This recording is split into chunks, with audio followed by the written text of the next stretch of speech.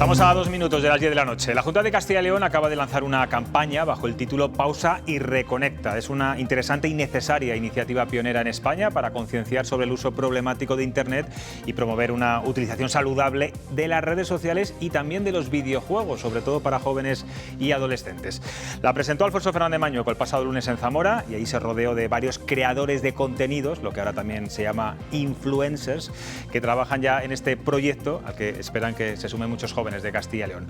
Hoy están dos de ellos con nosotros, ambos son de esta tierra y ya verán porque tienen unos perfiles muy interesantes y curiosos. Les presento Víctor Pérez, que es maestro de pedagogía terapéutica, da clases a niños con necesidades educativas especiales. Dices que bueno, tú entraste en las redes sociales, que tus redes son pandémicas, porque justo fue en ese momento cuando empezaste a recibir bueno, pues muchas peticiones de padres y de gente que desde sus casas reclamaban tu ayuda. En tu caso, Víctor, das bueno, pues mucha voz a los colectivos que no la tienen, visibilizas la diversidad, la inclusión. De alguna forma podemos decir que desde Instagram se puede hacer un servicio social. Eso es, las redes sociales, que hay gente que las tiene como un poco de pánico y un poco de tirria, ¿no? Son un altavoz buenísimo, yo creo que es el altavoz de este siglo, ¿no? Es un medio para aprender, para enseñar, para comunicarnos, y bien usadas tienen muchísimo potencial. Y en tu caso, bueno, ¿cómo ayudas a estas personas con problemas de inclusión o de diversidad? Pues mira, yo empecé, como te he dicho, en la pandemia y subía vídeos con cositas que tenemos por casa, cartón, papel higiénico, garbanzos, para ayudar a las familias a que enseñaran a sus hijos, porque todos nos convertimos en cosas que no éramos ahí en nuestra casa. Y después, cuando terminó la pandemia, empecé a subir contenido más de aula, ¿no? Para ayudar a profesores, compartía materiales que yo hago para que otros profesores pudieran usarlo y demás. Y luego me di cuenta que tenía un gran altavoz en las manos para dar voz, como dices, a las personas que no tienen esa voz. Lo que hago es visibilizar la diversidad, visibilizar la discapacidad, visibilizar la problemática a la que nos enfrentamos las familias, los centros educativos en cuanto a todo esto de la atención a la diversidad. Que es tu área, además, ¿no? Eso es. Borja Zamorano, buenas noches. Buenas noches. Bueno, eres técnico deportivo, actor de teatro clásico también, pero sobre todo eres un apasionado de los videojuegos. Apasionado, sí. Yo te voy a preguntar, claro, vosotros rompéis de alguna forma ciertos tópicos porque venís a decir que el uso de las pantallas puede ser positivo, se puede aprender. ¿Qué les dirías a esos padres que están hartos de que sus hijos cojan el móvil, se pongan el móvil o en fin, los dispositivos que sean, para estar horas y horas jugando con los videojuegos, que por cierto están muy demonizados últimamente? Te lo pregunto de otra forma, ¿se puede jugar a los videojuegos de forma sana? Hombre, por supuesto, yo creo que aparte que aportan un montón de cosas positivas, tanto a nivel de aprendizaje, a nivel de movimiento, a nivel de ocupación de espacios, a nivel de gestión incluso, pero siempre hace falta un control, incluso desde un primer momento, por parte de la familia y de los padres, sobre todo cuando no tenemos una conciencia completa de cómo es el tiempo, de cuánto vale el tiempo y cuáles son nuestras prioridades.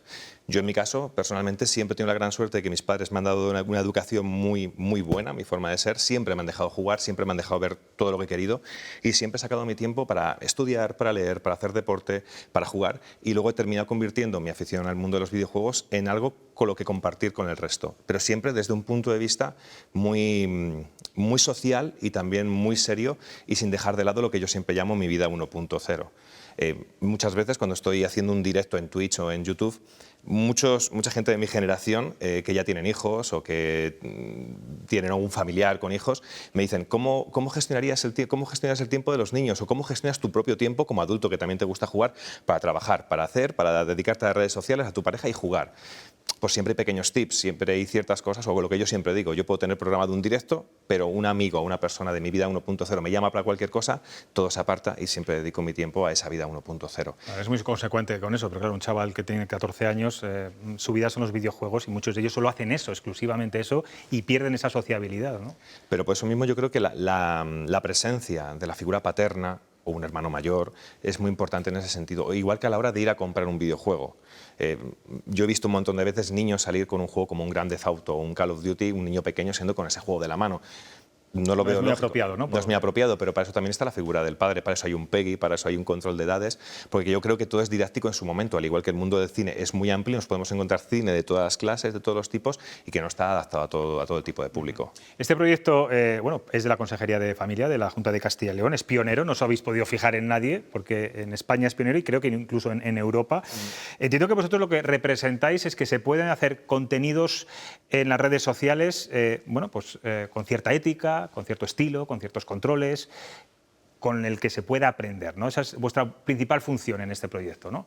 Sí, eso es. Mucha gente cuando le hemos contado el proyecto así a priori nos decían, pero ¿cómo vais a mandar estos mensajes un poco en contra, no en contra, sino del buen uso de las redes sociales justo en las redes sociales? Y nosotros dijimos, es que es el medio en el que hay que darle, ¿no? Dar ejemplo de cómo podemos utilizar las redes sociales de forma positiva y además que donde están los jóvenes y los adolescentes es ahí. Ellos no van a leer un periódico, una noticia, muchos lo leerán, pero donde están todos es en redes sociales. Entonces era como el medio para lanzar estos mensajes y este ejemplo de se puede hacer un buen uso de las pantallas, de las redes sociales, del Internet en general. En tu caso, Víctor, ¿cuáles son las preguntas más frecuentes que te llegan de padres y de jóvenes? ¿Dónde estamos, digamos, más perdidos? Sí, en relación con el uso de pantallas, el contenido como tal lo estamos subiendo ahora, ¿no? Pero más atrás yo he ido subiendo pues, tips de todo esto y sobre todo las familias están muy perdidas en cómo controlar ese uso de pantallas, cómo puedo gestionarlo. Parece que tienen miedo a veces a enfrentarse a sus hijos, a sus hijas, a decirles hasta aquí, ¿no? Y también me preguntan preocupados porque a lo mejor están empezando a ver conductas que hace ver que sus hijos o sus hijas están teniendo problemas de salud mental, usan muchos filtros, ahora ya no están a gusto con su cuerpo, siempre quieren comprarse ropa nueva y eso es mucha preocupación que tienen las familias que es algo que las redes sociales están fomentando mucho. ¿En tu caso, Borja? Pues muy parecido a lo que comenta Víctor y sobre todo creo que es muy importante el punto que ha comentado antes de que por qué hablar de un proyecto sobre redes sociales y los peligros de las redes sociales y las plataformas y las pantallas y los videojuegos siendo nosotros propios generadores de contenido, pero el ejemplo de Víctor es un ejemplo clarísimo, un contenido súper limpio, súper didáctico y que es súper directo y súper útil. Y creo que también se suele demonizar mucho a esta generación digital que ha nacido ya con redes sociales, con teléfonos móviles y creo que no hay que demonizar todo eso, todo lo contrario. Sí, pero también los padres a veces, como consideramos que nuestros hijos son nativos digitales, saben mucho más que nosotros, les permitimos cualquier cosa, precisamente porque muchas veces no sabemos controlar. Yo no sé qué os parece, bueno, esta moda que ya se ha quedado, claro, la de haces la primera comunión, 10 años, tu primer móvil en la mano. Yo creo que mucha gente dice, otra de las preguntas que me hacen también es ¿a qué edad? ¿No? ¿A qué edad? Pues yo creo que no se puede decir una edad, sino hay que saber cómo es tu hijo, cómo es su personalidad, qué control vas a poder hacer tú de ese dispositivo, ¿no? Si a lo mejor un niño en la comunión le regalan un dispositivo móvil, que yo creo que es demasiado pronto, pero si se lo vas a hacer, tienes que saber que eso en sus manos sin controlar es una bomba de relojería. Entonces tienes que saber si se lo vas a regalar, si vas a poder controlarlo y vas a poder gestionar ese uso, ¿no? Porque ellos no tienen las habilidades. Decías tú, nativos digitales, lo decía yo en la presentación el 1 de abril, damos por hecho que los niños y las niñas, como nacen rodeados de dispositivos, los saben utilizar y no lo saben utilizar. Saber abrir YouTube no es utilizar, saber ver vídeos en una red social o buscar en Google no es saber utilizar las nuevas tecnologías. Hay que fomentar la competencia digital, que decimos en educación, ¿no? Que están muy de moda con la nueva ley educativa. La competencia digital es saber utilizar la tecnología a nuestro favor, sin que la tecnología nos controle a nosotros. Esto que le pasa a muchos chavales, bueno, y también a los padres, que nos pasa, coges TikTok y te pones a ver vídeos y te puedes tirar, sin darte cuenta, 30 minutos viendo un vídeo y otro y otro. Luego terminas y te das cuenta y dices, no me ha aportado absolutamente nada, son de usar y tirar. ¿Cómo podemos ir a contenidos, digamos, con los que podamos aprender? Vuestro caso es uno de ellos, ¿no? Y esta plataforma que se ha creado desde el lunes es un buen ejemplo. Pero claro, unos chavales de 15, 16 años que están viendo, ya no hablo de temas de porno, etcétera, ni que transgreda ciertas normas, pero el hecho de que estén tanto tiempo perdiendo el tiempo viendo un móvil, porque al final es adictivo, claro. Claro, es peligroso y es que incluso para nosotros que somos gente más adulta, incluso que creadores de contenido, muchas veces nosotros mismos pecamos de ello, de que estamos contando y digo, ¿qué estoy haciendo? Que tenía que hacer esto y al final nos perdemos mucho tiempo. Si nosotros mismos que somos conscientes de ello y promovemos el buen uso, caemos en ello, imagínate un chaval de 15 años. Es que creo que por eso mismo nosotros somos completamente adecuados para transmitir este mensaje porque también hemos pecado de eso mismo. Yo, por ejemplo, mis redes las filtro mucho. Plataformas como X o Twitter, por ejemplo, ahora mismo puedes filtrar incluso las palabras que quieres. Yo hay ciertas palabras que no quiero escuchar o que no me interesan ese tipo de temas. O TikTok, que yo soy muy reciente llegada a TikTok, cada vez que hay una publicación que no me interesa la filtro porque al final el algoritmo y lo que ves un segundo al final se termina convirtiendo en un maldito bucle. Intento controlarlo mucho de esa manera y el contenido en YouTube igual, que yo consumo bastante YouTube y Twitch, me autorregulo mucho todo el contenido que voy consumiendo porque intento gestionar muy bien mi tiempo y sobre todo porque quiero compartir también. Una de mis grandes, lo que más me gusta del mundo del videojuego los últimos años es que yo conocí a mis grandes amigos gracias a los videojuegos, pero gracias a escribir y a compartir, porque gracias a los videojuegos he podido llegar a escribir, a hacer radio, a compartir en podcast. Y ha sido gracias a ir filtrando y a ir delimitando un poquito. Y lo que queremos hacer con esta plataforma un poquito eso, el lanzar esos pequeños tips, esos pequeños consejos, esas pequeñas herramientas que nosotros usamos también para poder controlar todo esto y también para que los propios padres sepan cómo controlarlo. Por ejemplo, a la hora de los colegios e institutos hace falta un ordenador para hacer los trabajos, pues que el ordenador siempre esté en el salón de casa, donde esté siempre toda la familia y que no esté aislado en su habitación, porque al final todo es muy tentador y somos curiosos. Sí, son grandes consejos. ¿Cómo os ha aportado en vuestro caso? Que siempre hablamos de las redes sociales como algo negativo, en vuestro caso en plan positivo, en lo personal y en lo profesional. Víctor.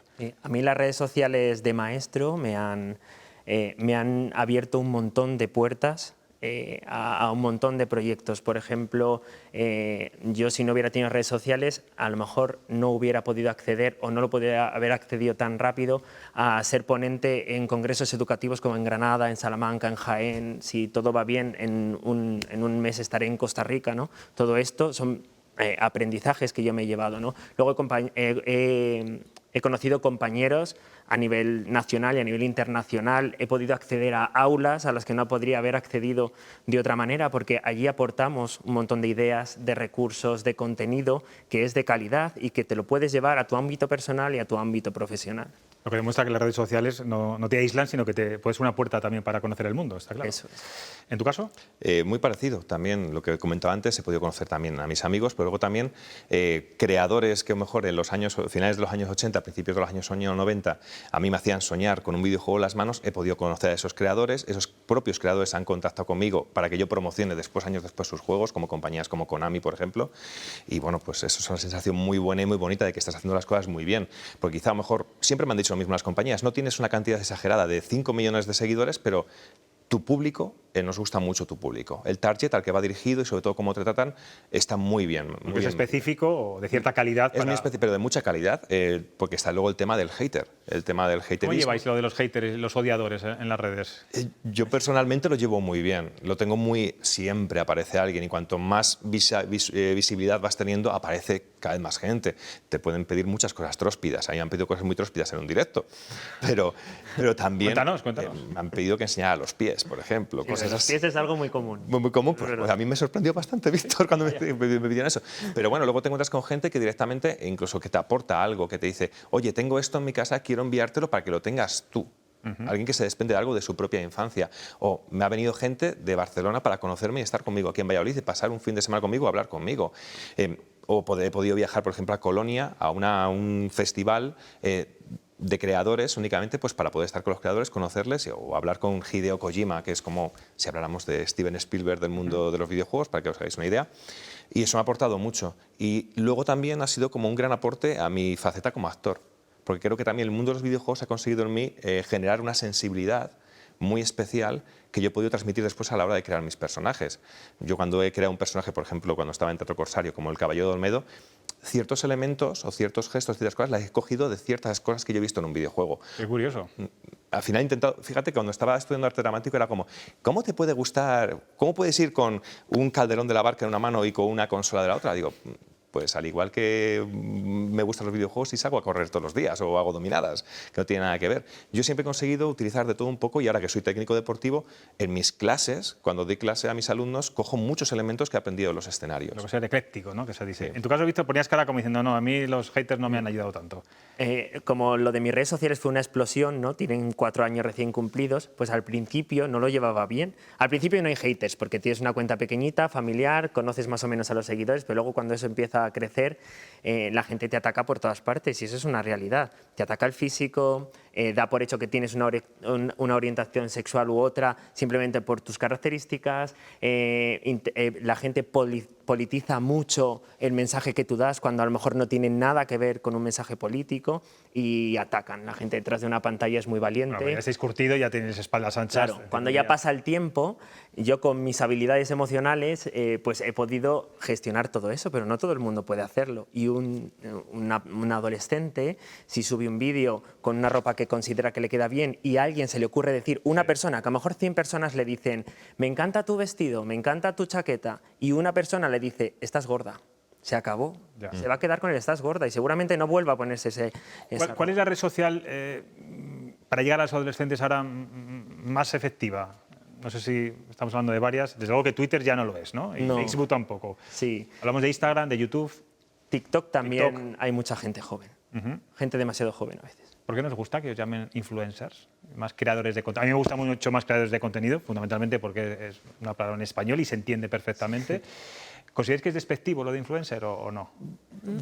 Bueno, Yo no lo veo como algo despectivo, pero realmente yo no me siento identificado, aunque sí que hay veces cuando sale un lanzamiento de juegos hay gente que se espera a escuchar lo que yo digo del juego y genera cierta influencia. Pero yo me considero más un creador de contenido porque creo un contenido y lo ofrezco al público. Y tampoco me gusta pensar que yo influyo realmente en algo y a la hora de jugar un videojuego o hacer algo de deporte, pues tampoco. Sé que la gente que viene a mis clases, más que por el propio deporte, viene a mis clases por mí mismo. Y también puedo ser un influencer de esa manera, pero yo realmente genero un contenido atractivo para ellos que les hace sudar, que les hace decir no vuelvo con este tío nunca, pero luego vuelven y me gusta sentirlo más de esa manera. Pero me considero más un creador de contenido, ¿eh? Bueno, vamos a ver qué opinan. Están muy atentos. No son ellos tampoco muy de estas cosas, ¿eh? Nacho. No, pero Borja ha comentado una red social que en España no tiene mucha penetración, pero que es en la que yo he visto más sorprendentes iniciativas de comunicación y de negocio, que es Twitch, que en Estados Unidos, sin embargo, tiene una enorme penetración. ¿Vosotros seréis partidarios de utilizar estas redes en términos docentes, asignaturizándolas, siendo objetivos académicos y mensurables tanto su uso y el uso de su creatividad? Es decir, que bueno, lo mismo que se puntúa el dibujo, se pudieran puntuar directos en Twitch con capacidad de emprendimiento y de creación de contenidos. Bueno, yo creo que en ese sentido Víctor os puede dar la mejor versión más seria, yo te puedo dar la mía más personal. Yo creo que sería completamente factible, es que incluso ya lo hay. Hay gente que directamente ve canales de Twitch destinados a cocina y aprende a cocinar viendo Twitch. O yo tengo una conocida que toca el piano y tiene que practicar todos los días 2 horas, 3 horas al piano y lo hace en directo y se ha convertido en su profesión. Genera más dinero y más contenido tocando el piano y entrenando. La gente le va diciendo, tócame esto, toca esta pieza y al final hace conciertos. Y realmente se ha convertido en una plataforma muy, muy potente. Y a nivel de docencia, yo pienso que sí que podría. Nunca va a ser lo mismo que tener un profesor cara a cara. Pero bueno, creo que en ese sentido Víctor es el que más nos puede... a ver, las redes sociales son una fuente de aprendizaje y eso es así. Y es un sitio donde tú puedes aprender un montón de cosas de gente experta que te está enseñando de ello. Pero yo, que soy maestro, la calidad del aula no te lo va a dar nunca Twitch ni ninguna otra red social, que no quiere decir que esté mal usarla, ¿no? Para poder usarla a modo de puntuación y todo eso en plan reglado en los centros educativos, tendría que ser en edades bastante altas. Infantil y primaria, que es mi ámbito, no sería, porque las redes sociales no están hechas para niños y niñas de estas edades. En edades más avanzadas habría que regular un montón de cosas para que eso fuera posible algún día. Que lo será, porque esto va avanzando, pero hay que regular muchas cosas y delimitar muchos ámbitos antes de llegar ahí. ¿Cuáles son los contenidos que actualmente le interesan más a los chavales de 15, 16 años? Pues yo creo que les gusta mucho moda, baile, todo tipo de deportes, también videojuegos, Sí, también sí. les gusta mucho, eso les gusta mucho. Y, por ejemplo, si yo hago un vídeo contando algo educativo bailando, tiene un montón más de visualizaciones que si lo digo contándolo así, porque les gusta verlo, Sí, claro. te están escuchando mientras bailas. Les gusta verte bailar. Es un lenguaje muy visual, Sí, claro. muy visual y muy directo. Maite. A mí me ha interesado mucho lo que has dicho, Borja, buenas noches, de que filtrabas mucho y yo creo que también es un mensaje importante. Y a veces pensamos que bloquear en Twitter está mal, tenemos nuestros perfiles totalmente abiertos y expuestos y no sé cómo puede calar ese mensaje de proteger un poco tu intimidad o protegerte frente a haters o frente a alguien que no te aporta nada o que no aporta nada que él vea tu perfil. Incluso contenidos, ¿no? Porque al final hablas de palabras y De palabras, sí, conceptos sí. Hay concretos, ¿no? ciertas redes sociales donde tú puedes elegir ciertas palabras que se bloqueen y nunca ver un Twitter con esas palabras directamente porque no te interesa tu contenido y porque no quieres consumirlo. Yo en mi caso me viene desde muy pequeño. Yo afortunadamente en mi casa nunca he tenido filtros. Yo siempre he dicho que con 6, 7 años me vi el Motel del Infierno. Directamente, la ponía en la tele y yo lo veía. Y siempre me he sabido filtrar, me autofiltrar muy bien. Siempre he sabido lo que quería. Yo soy un chaval que he sufrido bullying en su momento, estaba fuertecito, estaba gordito y sufrí mucho bullying. ¿Cuál es el problema a día de hoy? Que los chavales a lo mejor sufren eso en el colegio, luego se van a casa y lo siguen sufriendo en las redes sociales. Eso es un problema muy grande que muchas veces no se ve. Y pues hay que tener mucho cuidado con ese tipo de cosas.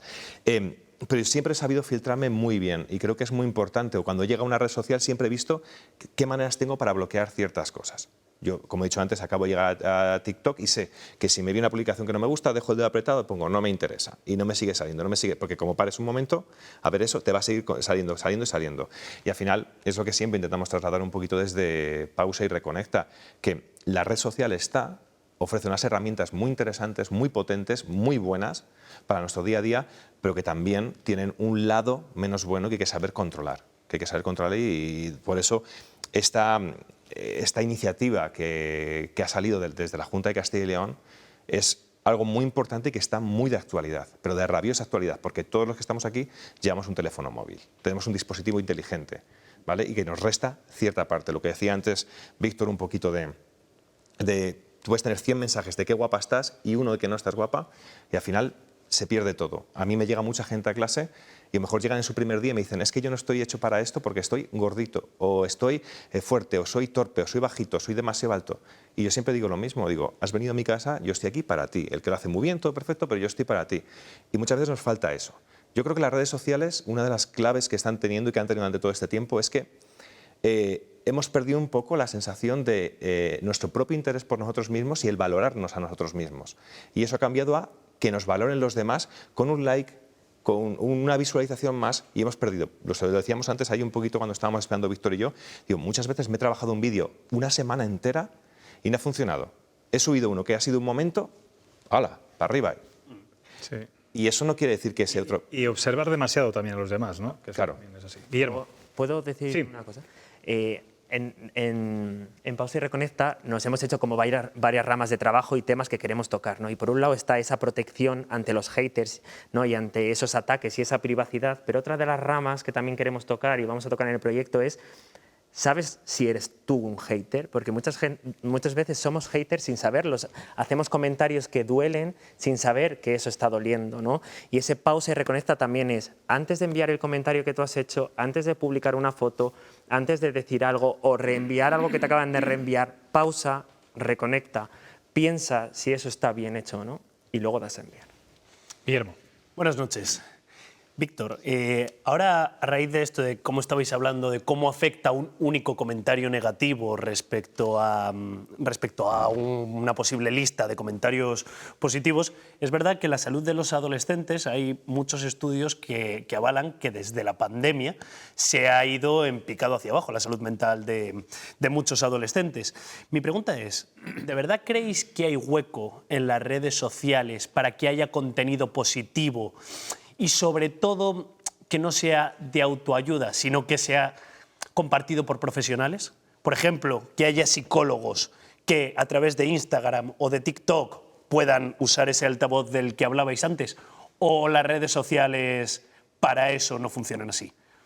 Yo creo que cada vez nos estamos sumando más profesionales de diferentes ámbitos a esta dinámica de utilizar las redes sociales de altavoz para dar mensajes positivos y para dar aprendizaje y ofrecer aprendizaje gratuito a través de las redes sociales. Y yo creo que es una dinámica que tenemos que incentivar y que tenemos que impulsar entre todos los que no quieren ser creadores de contenido.